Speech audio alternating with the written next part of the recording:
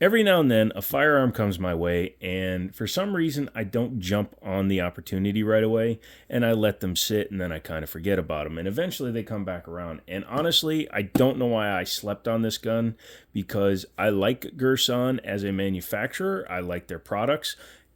I'm not going to get into any politics with Turkey. I will say that this is out of a NATO-approved facility that uses all the current standards for manufacturing. They pay their employees good wages. So to me, I'm fine with everything about this particular pistol, especially the fact that this is a U.S. sold item. It's not something that I had imported from Turkey. It's something that is legal in the United States. So the distributors and the gun stores that you help support in the United States, that money does not go back to Turkey. So keep that in mind. This is a Girsan, obviously by the Girsan box. This one is on loan from Liberty Arms. You guys are helping 2024 get off to a good start, so who knows, maybe more of these guns will make it into the collection. Let me know down below by subscribing, leaving a comment, all that good stuff. Super thanks are cool. Becoming a member would be awesome. For an extra $1.99 a month, you get extra videos. I may actually just drop it to $1 without having any other levels, just because I like to put up some videos a little bit early, especially when I batch film, and I'm batch filming tonight. So when I do that, you guys get access to 3 to 5 videos extra per month, and that also enables me to be able to do more stuff for you. So keep coming back for that stuff. Like I said, become a member, all that fun stuff, and let's grow this channel. I can't link Liberty Arms because you can't link to a gun store, but if you just Google it, Harrisonburg, Virginia, Liberty Arms, they will hook you up. They can ship to any FFL you have, and yeah, just good people, and I help them out from time to time. So let's go ahead and open this up.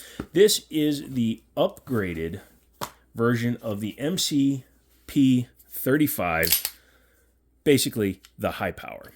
This one imitates a slightly different version of it, and we'll get into it in a second. Taking a look at the box, it's the exact same box they use for literally all of their guns. The cutout is the exact same for the 1911, the Browning High Power, the MC28, which was more like a Smith & Wesson clone. They're all basically going to come in the same box, optics cut, even though the gun isn't. Here's your manual, or manual, and as you can see, MCP35. I've looked at the base version. I really do prefer the version we're going to look at today. It does have a gun lock. Let's see if it has the magical... Well, I don't think that's Girsan's logo, but it is at least a logoized one. It has a cleaning rod, brass brush on there. That's good to have. And there you go. That's the case out of the way. Yeah, I know that didn't really rhyme. But let's go ahead and take a look at the firearm itself. Clear it, make sure it's empty. Yep, we're all good. Drop the slide. And what you're looking at is, again, a Turkish clone of the Browning High Power. It's interesting that it took Girsan as long as it did to actually come out with this. And in fact, if you go back, you can actually see that T-Sauce, who's another Turkish company, actually used to have a gun called, I believe, the BR9 for Browning 9. And they did a high power like 10 years ago. But this one is a much more faithful recreation to the Browning. The Girsan high power clones will interchange almost every part with an actual high power. I've done it. If you look at the video I did, you'll have to search for it. I actually took my Argentinian Browning high power, and I had the slide on this gun, or on an MC35, and it fit perfectly. Whereas the Springfield SA35 does not share compatibility, and the new FN high power is nothing more than an FNX9 in a high power body. Actually, everything about the FNX9 is a new style Browning high power. So save yourself, I don't know, $500 and get an FNX9. This is a double stack 9mm. This has a little bit more modernized version of the gun, so it's a 15+1. Original Browning high powers were 13 rounds. Got to remember, this was back, it was designed, obviously it was released in 1935, but the original version of the gun is a design from even as far back as the 1911. John Moses Browning wanted to build this gun for the U.S. government. However, he wound up developing this gun for the U.S. government. Obviously, this is a modernized race-style bushingless version of the 1911, but this is what John Moses Browning eventually wound up building for the U.S. government. 45 ACP, single stack, very thin, had really just kind of awesome aesthetics that have lasted over 100 years, but grip safeties, some people hate them, some people like them. I have big enough hands that I almost always am able to engage them no problem, so it doesn't bother me. The way he designed the gun, and the high power runs the same way, is he designed the guns to be carried cocked and locked, which is a feature he carried over, but this is the gun that he basically compromised because the US government demanded a lot of safety features. The Browning high power has only one safety. It's ambidextrous on this one, but it has one safety that, again, cocked and locked, and it's very simple to run. Does not have a rear grip safety. It also does not have the same linear trigger. It uses a hinged trigger, so it does not require the mainspring housing like a 1911 does. The trigger on this gun is a flat face because this is a competition style gun. It's called the Ops, but it's modeled a little bit more after the competition guns that Browning did, I believe, in the late 90s. Has much better sights than a Browning high power does. One of the things I don't like about the original high power is the factory sights. You can always upgrade them, but this one already has adjustable for windage and elevation and a high-vis fiber optic front. This is what you want for target shooting. It's obviously not a night sight, and some people will complain that it's not good if you're carrying at night. To those people, I say, shush, shut up. This is a really nice gun. What they've done with this gun is something I always wanted to do with all of my Girsans whenever I buy them, the high power clones, because I've had a few of them, is this gun does not have, you can see the mag is not in there, gun's clear.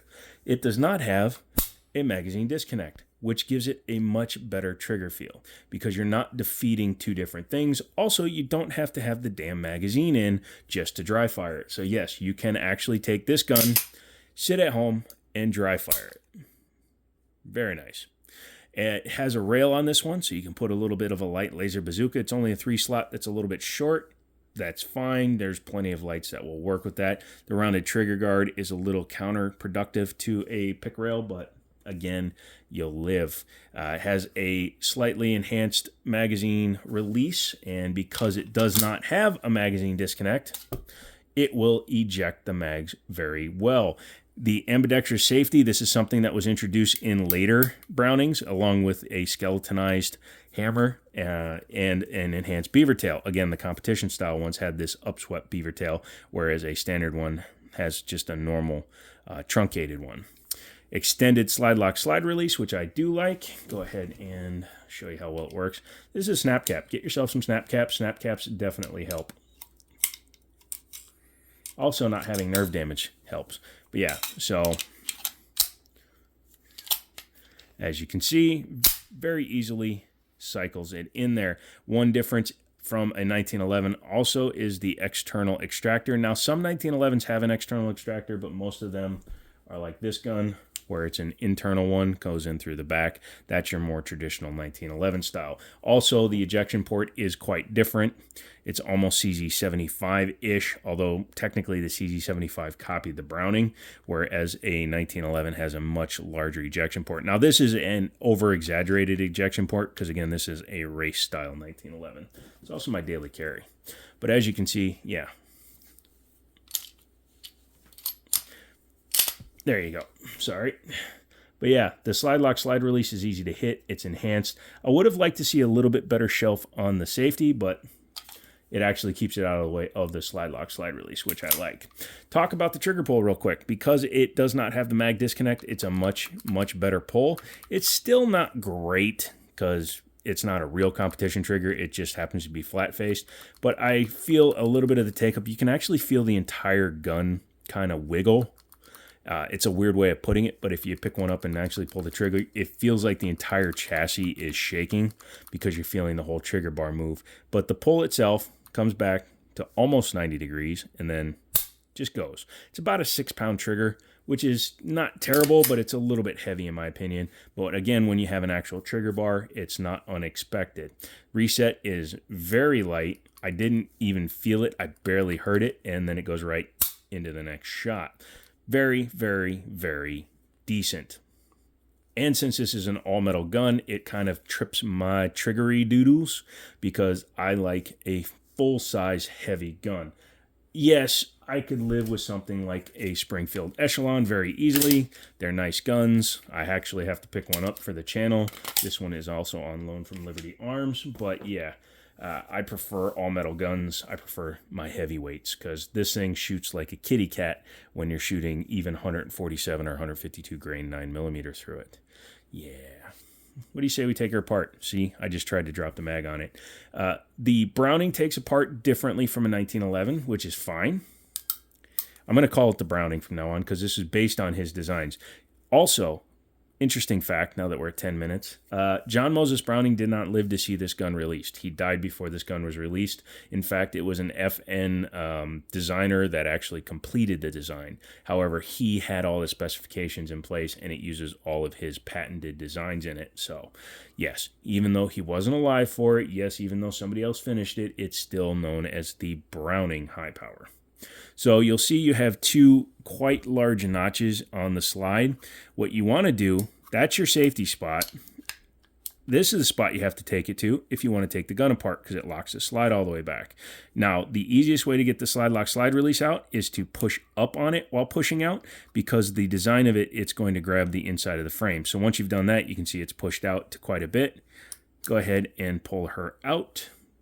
I'm going to set something down here just for the sake of not getting any grease on my couch. So we'll use the upside down of a pretty cool 22 that I'm still looking for mags for. Once you've done that, go ahead and pull back on the slide, release that lever, the safety basically, and then you can pull the top off of the gun. We're going to set that down real quick. We're going to pull out the spring. Pay attention to the way that the guide rod and the spring are in there. You can see that it is actually designed to go in only one way.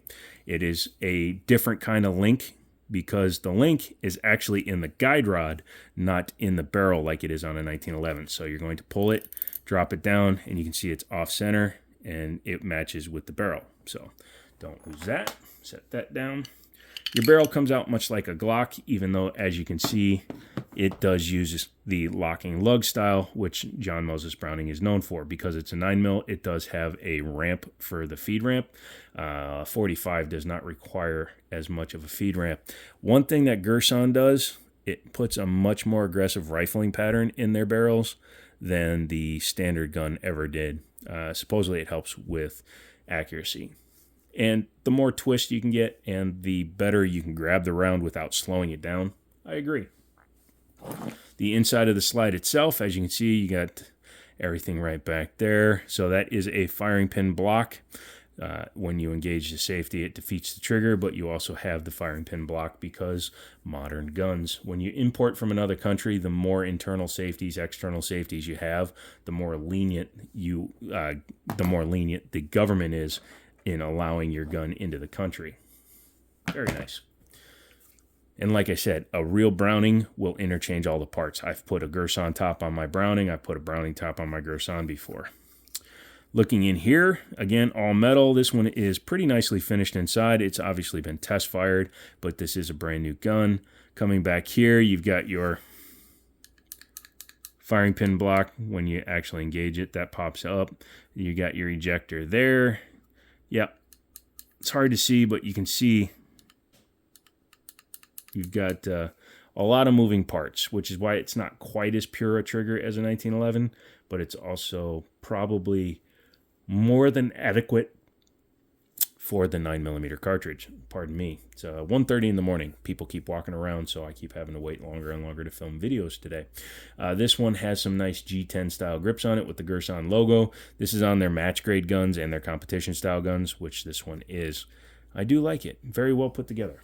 Let's go ahead and reassemble it. That is the opposite of the disassembly. So slide your barrel back in, put it back in, make sure that it locks in with your lugs. Again, make sure you pay attention to which way the guide rod is sitting. So you're going to match up the notch with the guide rod, put your spring back in the cup, and when you put it in, you just got to be a little careful because the guide rod is not full length, so it's a little bit wobbly, but once you get it locked into the right position, you will see that it will actually just seat itself pretty much. Once you've done that, take your frame and the slide. You don't have to do it upside down. I tend to do it upside down on 1911s just to make sure that the link goes into the right position, but you will see as you come through, you just bring it back, lock it into the fully open position, take your slide lock slide release, and run it through. Very simple, and as you can see, it seats very, very simply. Once you've done that, go ahead and test fire it. You can make sure that it runs. So yeah, that is the Girsan MC P35 Ops Edition. Just basically means the special ops or their version of one. It's a very nice gun, runs very nice. I've shot one before. Smooth handling, slides are smooth. Let me know if you have one, if you've had any weird experiences with it. Again, I've enjoyed mine. I have the original. Now I'm going to probably add that to the collection. They have more of them down at Liberty Arms, so give them a shout ski and hook up with them. If you were here for the live streams that I did, you would have heard me actually buying a PSA rock on there. As soon as that shows up, I'll make a video on that as well. So come back for all of that. Like this video, comment, subscribe, become a member, all that good stuff. And as always, I'll talk to you later.